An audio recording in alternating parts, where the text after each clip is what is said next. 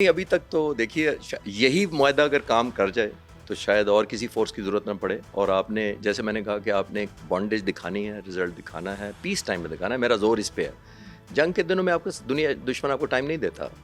आप बताइए, चलें आखिरी बात इस सवाल के जवाब में, रात को 12:30 बजे जब आपके बॉर्डर पे 85 जहाज़ रात को उड़ रहे थे, आ रहे थे, हर एक के ऊपर 4 से 6 मिसाइल लगे होते बियॉन्ड विजुअल रेंज, तकरीबन 350-400 मिसाइल लेके आ रहे थे हमलावर करने। उस वक्त आपने सऊदी अरब को कॉल करना था अगर हमारा मुआहदा हुआ होता। किसने करना था? हमने करना था खुद। हमने करना था खुद। This is what I am saying. अभी भी हमने किया है, हालांकि हम पर दबाव था, जवाब नहीं दो तो, पर हमने देना था। तो हमने कोई ओआईसी का इजलास नहीं बुलाया ना, अल्हम्दुलिल्लाह। हमने अगले यूनाइटेड नेशन से कंडेम नहीं कराया, हमने अमेरिका से वीटो नहीं कराया, हमने बुरा भला नहीं कहा, हमने डिप्लोमेटिक मूव नहीं की। पहले मारा, उसके बाद दुनिया से कहा हाँ जी क्या करना है। और अभी हम अफगानिस्तान के साथ भी इससे कोई मुख्तलिफ काम नहीं करेंगे। ना चाहते। वाना में देखें आप क्या किया।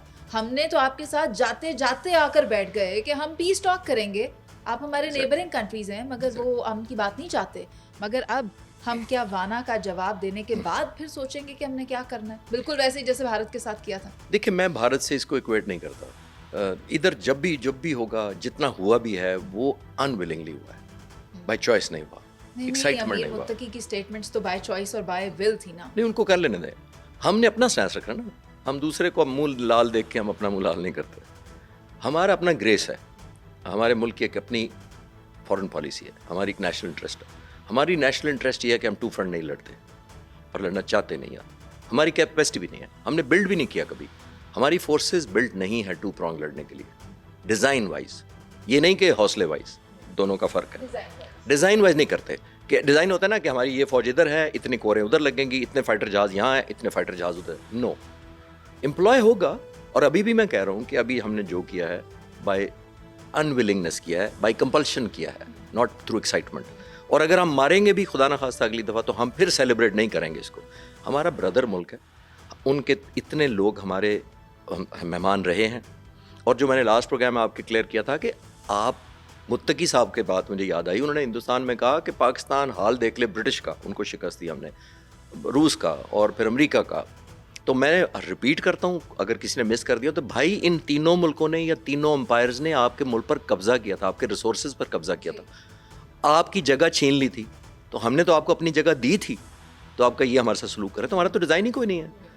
हम इंटरेस्टेड ही नहीं है आपके कब्जा करने में। आप वो कब्जा करते थे तो उनको मगार इनके टेररिस्ट के जो अबॉर्ड्स हैं उनको टारगेट किया। हमने तो अपनी भी कोई जगह नहीं बनाई जिस तरह रूस और अमेरिका ने बनाई थी। खैर सर, क्योंकि वक्त कम है, मेरे पास 2-3 सवालात हैं।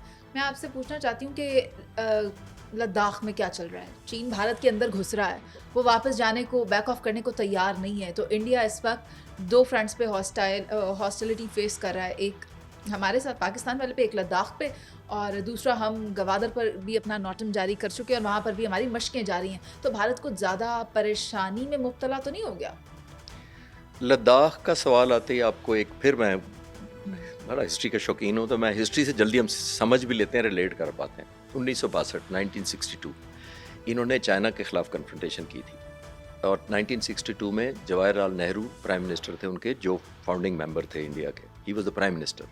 अब आप सोचिए उनका ऑर्डर क्या था। इसी लद्दाख, यही बेस था जिस पर जब चाइना से जंग हुई तो उन्होंने फॉर्मल ऑर्डर्स जारी किए थे टू इंडियन एयरफोर्स कि इंडियन एयरफोर्स ऑफेंस लॉन्च नहीं करेगी चाइना का, वहाँ से लद्दाख से नॉर्थ में जहाज़ नहीं डिप्लॉय करेगी। हालांकि उस वक्त ब्रिटिश जहाज़ थे, इनके पास बड़े अच्छे जहाज़ थे, स्टेट ऑफ द आर्ट जहाज़ थे, वो लंबी स्टोरेज।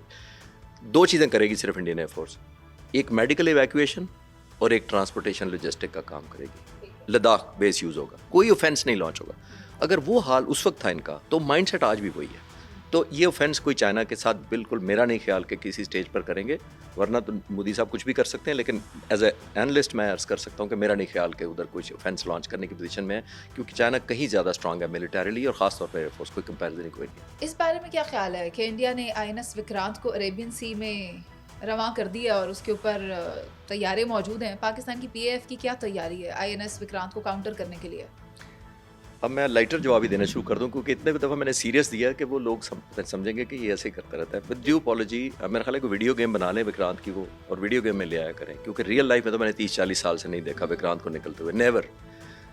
हम पीस टाइम जब प्रैक्टिस करते हैं, हम जब वॉर गेमिंग अपनी करते हैं, हम उसमें विक्रांत लाने की कोशिश करते हैं, लेकिन हमें ये रिजॉल्व, और रियल टाइम भी यही था बाय द वे। ये जो विक्रांत इस दफ़ा इन्होंने लाने की कोशिश की, क्यों नहीं लाए? ये चंद किलोमीटर लाए और फिर वापस लेके चले गए। पाकिस्तान की बहरिया ने रिजॉल्व था उनका कि हम टारगेट करेंगे, उसके पास उनकी सलाहियत है।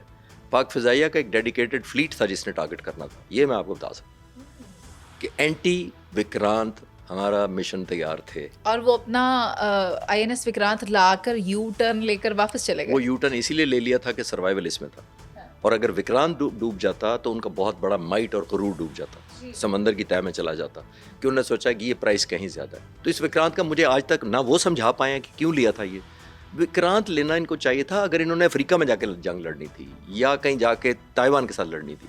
हमारे बॉर्डर मिलते हैं, हमारे जहाज एक दूसरे तक पहुंच जाते हैं, हमारे सरफेस मिसाइल पहुंच जाते हैं। क्या पता उनके बहरी जहाज इस काबिल ना हो तो उन्होंने सोचा हो कि हम अपने फाइटर जेट्स भी समंदर के रास्ते पाकिस्तान में 12 MiG-29 है मरीज़े वहाँ पे और फोटो खिंचा लेते हैं अभी। तो फिर लाइटर नोट में हमेशा कहता हूँ यार ये जहाज फोटो शूट के लिए रखा है। आखिरी बार फोटो शूट जैसे S-400 वाले सीन में बैकग्राउंड में दिखाया गया जी था। जी वही इसी तरह वहीं से तस्दीक हुई कि भाई हमने टारगेट किया। अभी जो त्रिशूल एक्सरसाइज की है हिंदुस्तान ने हाँ जी, नोटम जारी किया, ये 10 नवंबर तक किया। जी जी वो खत्म हुई है अभी खत्म हुई है। त्रिशूल का मतलब क्या है आपको? 3 फोर्सेस का इकट्ठे।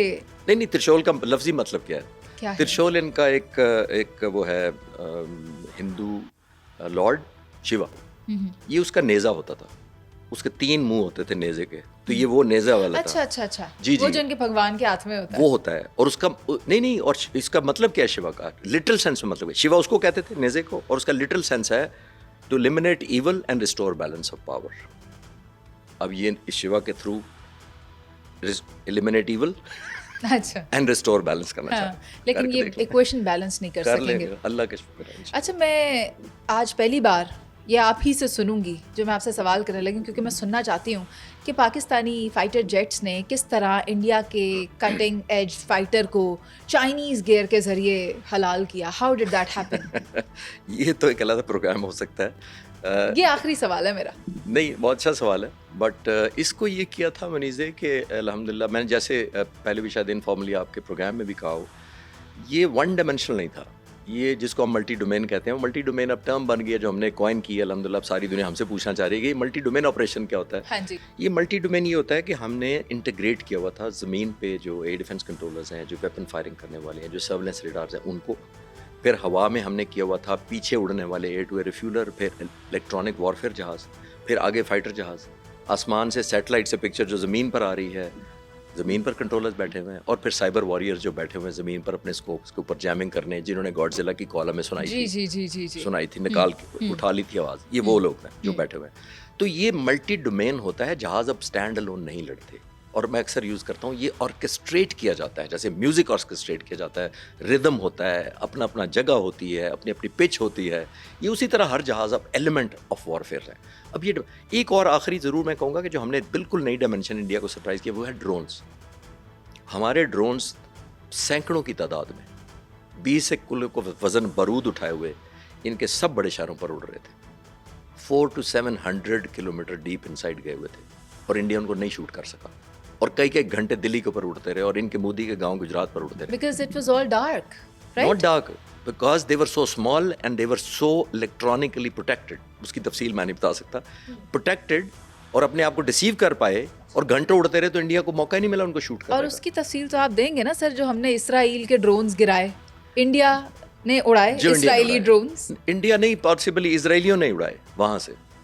जी उनको टेक्नीशियंस की मदद हासिल थी। तो ये कहते थे कि पाकिस्तान को मदद दी तुर्की ने और चीन ने, तो इनको मदद दी इसराइल ने। हालांकि वी डोंट बिलीव इट कि हमें किसी ने मदद की थी। तो मैंने लास्ट टाइम आपके प्रोग्राम में कहा था कि उनके राफेल जो है मिराज 2000 फ्रांस के थे, S-400 रशिया का था, उनके चिनूक हेलीकॉप्टर C-130 अमेरिका के थे, मांगे तांगे की S-400 रशिया का था। सर मांगे तांगे नहीं, आपने जब ले आए आपके घर में, आपने गन ले ली तो आपकी हो गई, तो वो आपकी हुई ना, आपकी हुई। आपने फायर करना है, कैसे करना है, वो गन का कमाल नहीं है सर। जो आपका था वो तो तेजा था ना, जो आपने साइड पे रख दिया कि अभी इसके पुर्जे शुर्जे पूरे नहीं है, जब होंगे तो फिर बात करेंगे। खालिद चिश्ती साहब, गुफ्तगू बहुत इंटरेस्टिंग थी और मुझे ज़ाती तौर पे बहुत कुछ सीखने को मिला, काफ़ी नई चीज़ें, और मुझे उम्मीद है कि हमारे नेबर्स को भी इस पॉडकास्ट से बहुत कुछ सीखने को मिले और एक बार उनकी आंखें खुले और उन्हें पता चले कि असल में उनके साथ क्या हो रहा है, उनके जो सरबराह हैं वो उनके साथ क्या कर रहे हैं, नैरेटिव एंटी पाकिस्तान बेच रहे हैं और प्रॉफिट वो अपनी ज़ात के लिए वोट की मद में ले रहे हैं। खैर, प्रोग्राम का वक्त ख़त्म हो गया। आपका बहुत शुक्रिया कि आप आए, और thank you very much everyone. मुझे इजाज़त दीजिए। अल्लाह निगहबान।